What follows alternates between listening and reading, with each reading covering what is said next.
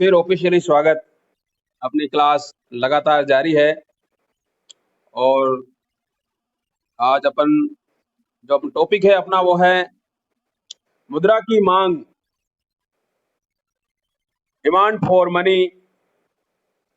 यह टॉपिक बहुत महत्वपूर्ण है। जैसे जैसे आप यदि अर्थशास्त्र में आगे बढ़ोगे तो इस टॉपिक की गहराई आती जाएगी और ये टॉपिक कई दृष्टि से महत्वपूर्ण है। हर दृष्टि से ये टॉपिक महत्वपूर्ण है। अर्थव्यवस्था को आगे बढ़ाने में महत्वपूर्ण है, लोगों की इच्छा क्या है उसके अनुसार भी महत्वपूर्ण है।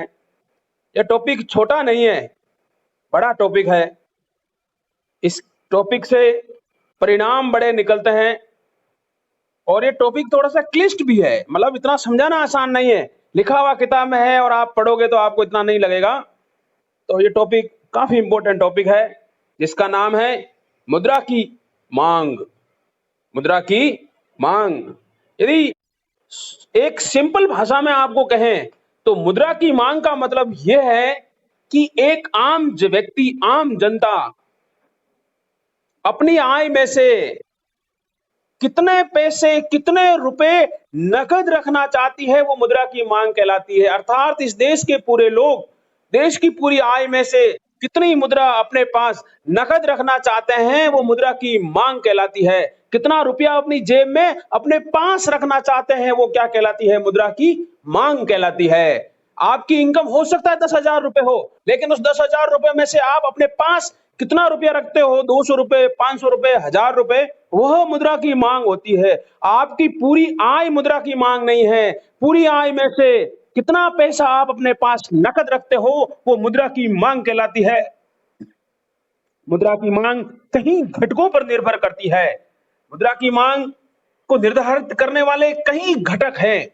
तो मुद्रा की मांग की परिभाषा जैसे मैंने आपको बताया कि कोई एक व्यक्ति अपनी संपत्ति में से कितना रुपया अपने पास लिक्विड प्रेफरेंसेस का मतलब क्या है? अपने पास नकद रखना पसंद करेगा, लिक्विड प्रेफरेंसेस।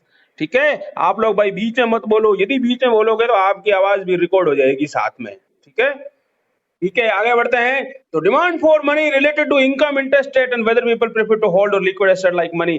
अब प्रश्न यह है कि आप जब मुद्रा की मांग अपने पास करते हो, अपने पास कुछ पैसा रखना चाहते हो, तो ये किन किन घटकों पर निर्भर करता है? तो मुद्रा की मांग सर्वप्रथम निर्भर करती है आय पे। किस पे निर्भर करती है? आय पे। मैं प्रोफेसर हूं, मुझे कितनी मुद्रा अपने जेब में रखूंगा, कितना पैसा अपने जेब में रखूंगा, कितना पैसा नकद तरल रूप से जेब में रखना पसंद करूंगा, ये निर्भर करता है कि मेरी आय कितनी है। मेरी आय यदि 10,000 रुपए है तो हो सकता है मैं 1,000 रुपए रखूं। मेरी आय यदि 50,000 रुपए है तो भाई देखो ये बोल कौन रहा है? सुभाष, इनकी आवाज बीच में से बंद करो भाई। सुभाष, बंद करो इनका, सबके माइक बंद करो, सब बीच में बोल रहे हैं ना। ओके, तो आगे बढ़ते हैं। तो मुद्रा की मांग, जैसा मैं आपको बता रहा हूं, मुद्रा की मांग दो घटकों पर महत्वपूर्ण रूप से निर्भर करती है। पहला जो घटक है वो है मुद्रा की मांग उपभोक्ता के और देश की आय पर निर्भर करती है। इस पे निर्भर करती है, देश की आय पर निर्भर करती है। या आप कितना रखोगे ये आपकी आय पर निर्भर करेगी। आपकी आय ज्यादा है तो मुद्रा की मांग भी ज्यादा होगी। यदि आपकी आय कम है तो मुद्रा की मांग भी कम होगी। यदि एक गरीब, एक लेबर, उसको वो डेली एक महीने में वो 5,000 रुपए कमाता है तो उसकी मुद्रा की मांग हो सकता है 500 रुपए हो।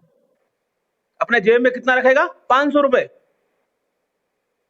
यदि किसी की इनकम 2 लाख रुपए हो तो हो सकता है मुद्रा की मांग 20,000 रुपए हो। तो आप देख रहे हो ना कि मुद्रा की मांग पहली किस पे निर्भर करती है? आय पे निर्भर करती है। आय बढ़ने पर मुद्रा की मांग घटती है, आय बढ़ने पर मुद्रा की मांग बढ़ती है, और आय घटने पर मुद्रा की मांग भी घटती है। अर्थात आय और मुद्रा की मांग के बीच में सकारात्मक संबंध होता है। आप थोड़ा थोड़ा लिखते रहना बीच में। दूसरा जो घटक है वो है ब्याज की दर। ब्याज की दर, यदि आपके पास सपोज 5,000 रुपए पड़े हुए हैं, जेब में पड़े हुए हैं, यदि बैंक में ब्याज की दर ज्यादा मिल रही है, तब आप क्या करोगे?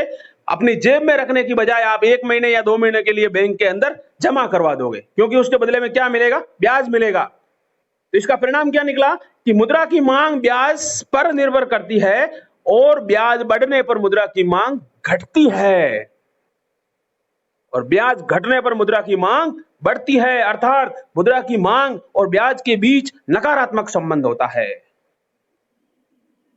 मुद्रा की मांग और ब्याज की दर के बीच नकारात्मक संबंध होता है, अर्थात एक बढ़ता है दूसरा घटता है, जबकि मुद्रा की मांग और आय के बीच धनात्मक संबंध था। यदि आय बढ़ती है मुद्रा की मांग बढ़ती है, आय घटती है मुद्रा की मांग भी घटती है। अब आप देखिए इसके अंदर ये आपको डायग्राम समझाया गया है, डायग्राम समझाया गया है आपको। इस डायग्राम के अंदर ये बताया गया है, आप देखिए, एक तरफ ब्याज की दर लिया है, दूसरी तरफ क्या लिया है, क्वांटिटी ऑफ मनी, इसको मनी डिमांड भी कह सकते हैं आपको। ये जो वक्र दिखाया हुआ है ना, लिक्विडिटी प्रेफरेंसेस या डिमांड फॉर मनी, ये क्या बताता है कि मुद्रा की मांग कितनी होगी, इसमें से मुद्रा की मांग कितनी होगी। अब आप देखिए इस डायग्राम के अंदर हो क्या रहा है, एक तरफ ब्याज है, एक तरफ क्या है, डिमांड फॉर मनी या मुद्रा की मांग। ठीक है, दिख रहा है ना भाई सबको?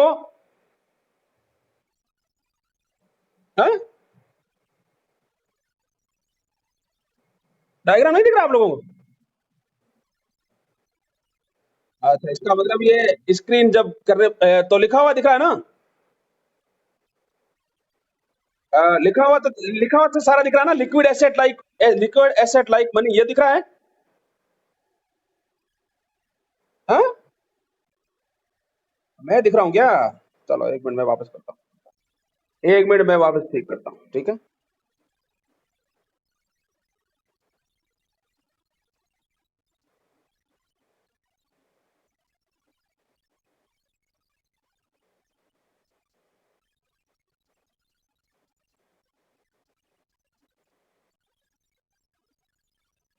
ठीक है,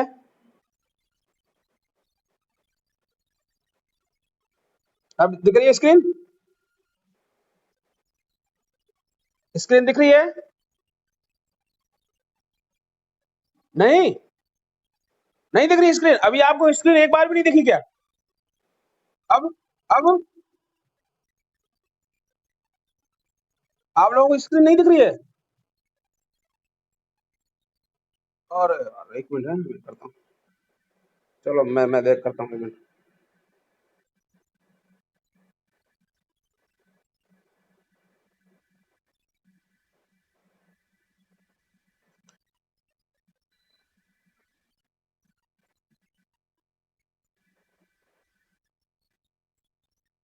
एक मिनट, एक मिनट,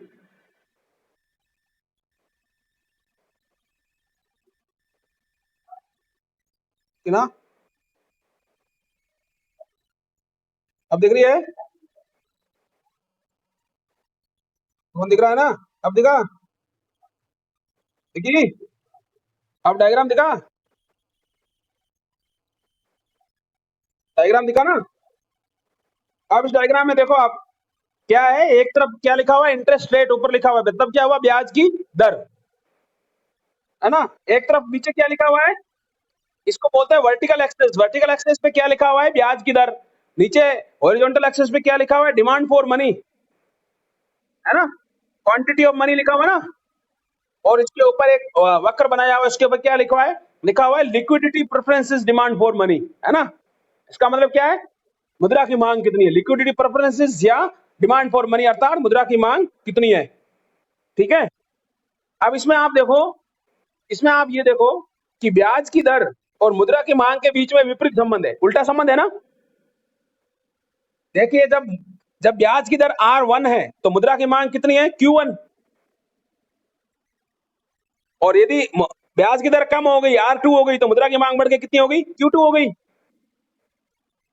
तो इसका मतलब क्या हुआ, ब्याज की दर और मुद्रा की मांग के बीच में कैसा संबंध होता है, विपरीत उल्टा संबंध होता है। तो ये डायग्राम क्या बताता है कि इनके बीच में कैसा संबंध होता है, उल्टा संबंध होता है। ये लिखा हुआ ना कि मुद्रा की मांग inversely related to the interest rate, अर्थात मुद्रा की मांग और ब्याज की दर के बीच विपरीत संबंध होता है, जैसा कि इस डायग्राम में दिखाया हुआ है।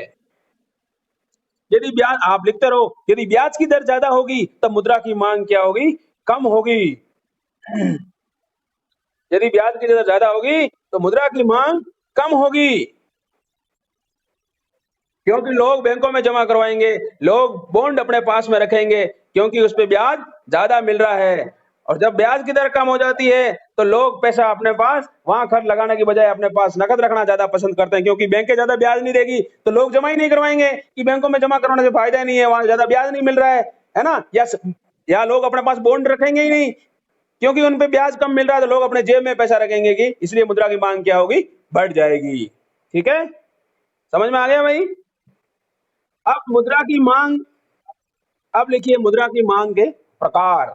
मुद्रा की मांग तीन प्रकार की होती है। मुद्रा की मांग तीन प्रकार की। पहली होती है ट्रांजैक्शन डिमांड फॉर मनी, अर्थात मुद्रा की लेन देन मांग। मुद्रा की लेन देन मांग।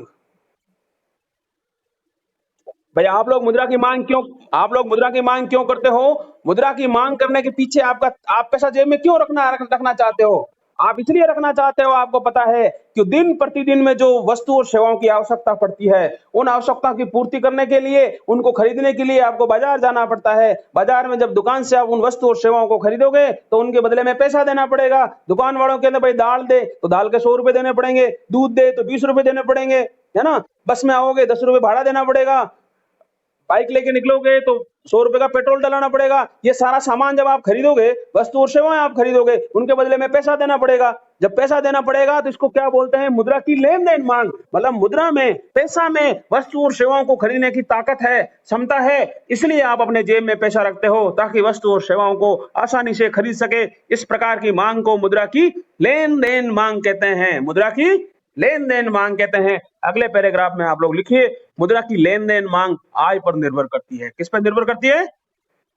आय पे निर्भर करती है। मुद्रा की लेन देन मांग आय पर निर्भर करती है।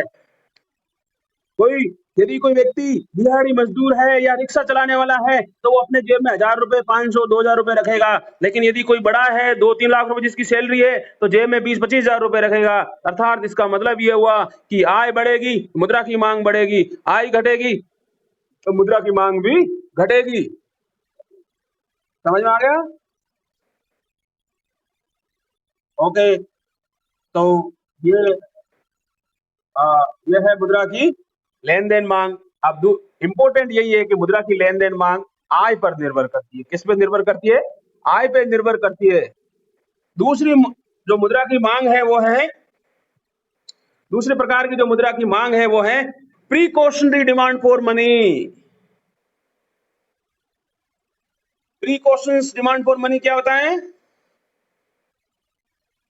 प्रीकॉशन का मतलब है सावधानी, भविष्य के बारे में सावधानी रखना। प्रीकॉशन का मतलब क्या होता है?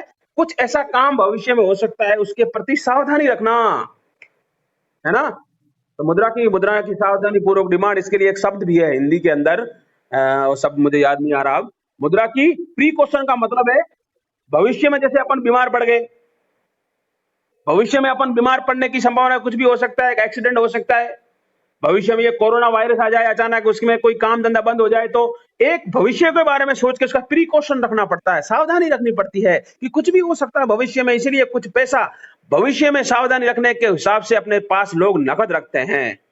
इसको प्रीकॉशनरी डिमांड फॉर मनी कहते हैं, अर्थात भविष्य की सावधानी पूर्वक ध्यान रखना उसका। ऐसे ही कुछ भी हो सकता है, जैसे किसी की शादी का निमंत्रण आ सकता है, दोस्त की शादी है, अचानक निमंत्रण आ गया तो कुछ पैसा खर्च हो सकता है, 1,000-2,000 रुपए। अचानक बीमार पड़ सकता है, पेरेंट्स बीमार पड़ सकते हैं, अचानक कोरोना जैसी महामारी आ सकती है, अचानक एक्सीडेंट हो सकता है, अचानक किसी दोस्त से मिलने जाना पड़ सकता है, अचानक कोई बर्थडे का निमंत्रण आ सकता है किसी का, तो पैसा खर्च करना पड़ सकता है। इसको क्या कहते हैं? भविष्य की सावधानी, प्रीकॉशन। मतलब कुछ ऐसा खर्चा होता है जो भविष्य में निश्चित नहीं है, अनिश्चित है, हमें पता भी नहीं है, ऐसा कुछ खर्चा भविष्य में हो सकता है। उस खर्चे को ध्यान में रखते हुए कुछ पैसा अपने पास नकद रखा जाता है, जिसको क्या बोलते हैं? प्रीकॉशनरी डिमांड फॉर मनी, है ना। क्या बोलते हैं इसको? Precautionary demand for money. इसको बोलते हैं सतर्कता बोलते हैं ना, इसको ये भी बोलते हैं, हिंदी में मेरे हिसाब से बोलते हैं बोलते हैं सतर्कता, है ना? सतर्कता होता है या सतर्क क्या होता है ना, एक शब्द है ना, तो वो उसका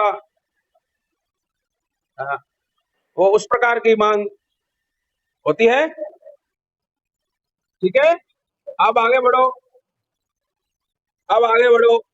इसको क्या बोलते हैं? Precautionary demand for money. Precautionary demand for money आप लिखना चाहो तो मुद्रा की सतर्कता मांग कहते हैं इसको। मुद्रा की सतर्कता मांग भविष्य में कुछ खर्चे होते हैं जो अनिश्चित होते हैं, पता नहीं होता है, अचानक आ सकते हैं, जिसका पता लगाना मुश्किल है। इस प्रकार के खर्चों को वहन करने के लिए, ताकि और ज्यादा बर्डन नहीं पड़े, भार नहीं पड़े, इसलिए इस खर्चों को करने के लिए कुछ पैसा नकद रखा जाता है, जिसको प्रीकॉशनरी डिमांड फॉर मनी कहते हैं। और इंपॉर्टेंट यह है कि प्रीकॉशनरी डिमांड फॉर मनी भी आय पर निर्भर करता है। ये इंपॉर्टेंट पैराग्राफ है कि इस प्रकार के लिए कितना, देखो मुद्रा की मांग तीन प्रकार की होती है। पहला, पैसा हम किसके लिए रखेंगे? सामान खरीदने के लिए, जिसको मुद्रा की लेन देन मांग कहते हैं, जिसको बोलते हैं ट्रांजेक्शन डिमांड फॉर मनी। ठीक है, दूसरा पैसा किसके लिए रखते हैं? प्रीकॉशन, प्रीकॉशन के लिखते हैं प्रीकॉशनरी डिमांड फॉर मनी।